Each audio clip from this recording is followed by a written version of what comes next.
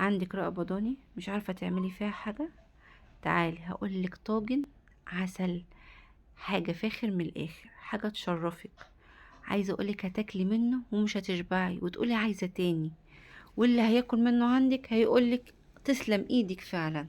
وما تنسليش اهم حاجة، فين اللايك والاشتراك والشير فين يا جماعة؟ يلا بينا على الطاجن الجميل بتاعنا. هاتي كيلو بصل قشريه، خرطيه افرميه، اللي انت حابه تعمليه اعملي فيها. وهاتي اللحمه بتاعتك قطعيها طرنشات رفيعه كده، وتخلي الجزار يقطعها لك الرقبه حلو. وحطي ووك او حله اللي متاح عندك، وحطي فيها معلقه سمنه، وحطي اللحمه بتاعتك تاخد صدمه او تتقفل المسام بتاعتها علشان تبقى طريه من جوه وحلوه. ماشي. هنسيبها طبعا لما تحمر وتبقى بالشكل اللي انت شايفاه ده، ونحط البهارات بتاعتنا فلفل اسود وجنزبيل فقط لا غير، مش هنحط اكتر من كده، والملح انتوا عارفين في الاخر خالص.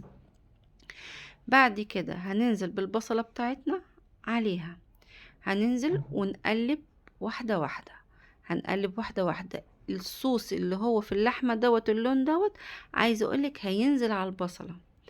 طبعا نكون مجهزين الكاتل مية سخنة، ما عندناش مية سخنة عادي مية من الحنفية، بس هتاخد وقت معاكي في السوا الصراحة.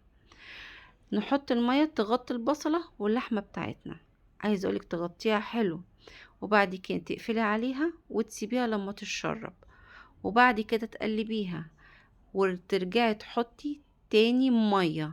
يعني هتحطي مية بتاع 3 مرات، لاني كل ما تشرب المية بتاعتها البصلة تبقى بالمنظر اللي انت شايفاه ده، هتحطي مية تاني.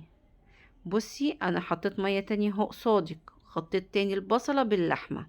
ليه؟ انا عايزة البصلة بتاعتي تبقى متكرملة، اصل انت مش هينفع تحطيها في الطاجن كده، وفي الاخر هتبقى بالشكل الجميل بتاعك ده. وبالصحة والهنا على قلبك، وما تنسونيش بدعوة حلوة منكم. والسلام عليكم ورحمة الله وبركاته.